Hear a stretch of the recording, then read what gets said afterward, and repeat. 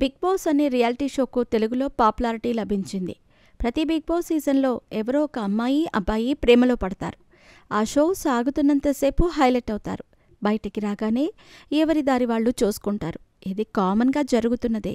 కానీ ఒక big boss సీజన్లో హౌస్లో ఉన్నంతసేపు మాట్లాడుకొని జంట బయటకి రాగానే బాగా క్లోజ్ అయ్యారు. వాళ్లే రాహుల్ సిప్లిగన్స్, ఆశు రెడ్డి.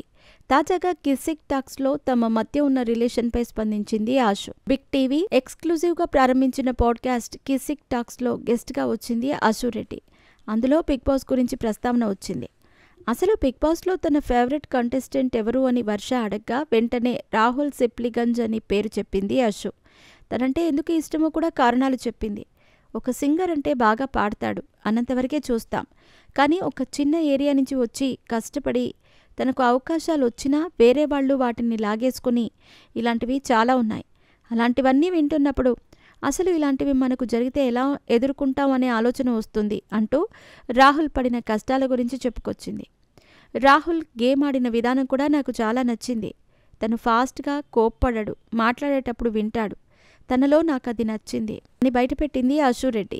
బిగ్ బాస్లో ఉన్నప్పుడు కంటే బయటికి రాగానే తను రాహుల్కి క్లోజ్ అయిన విషయం నిజమని చెప్పింది.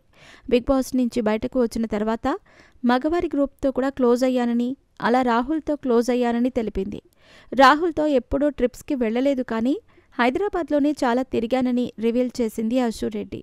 ఇక వారిద్దరూ అనుకోకుండా దుబాయ్కి వెళ్లి అక్కడే కలిసిన సందర్భం గురించి చెప్పుకొచ్చింది. ఒకసారి రాహుల్ దుబాయ్కి సాంగ్ షూటింగ్ కోసం వెళ్ళాడు.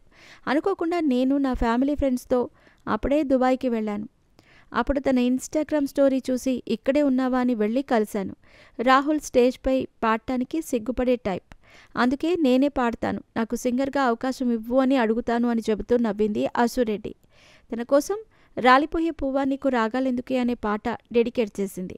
త్వరలోనే రాహుల్ ఫ్యామిలీ ఒక గుడ్ న్యూస్తో రాబోతోందని రివీల్ చేసింది. ఆ గుడ్ న్యూస్ని నేను రీపోస్ట్ చేస్తానని చెప్పింది. ఆశు చెప్పిన మాటలను బట్టి చూస్తే రాహుల్కు త్వరలోనే పెళ్లి కానుందనే విషయం అర్థమవుతోంది. కానీ పెళ్లి కూతురు తనే అని మాత్రం క్లారిటీ ఇవ్వలేదు ఈ బీబీ బ్యూటీ.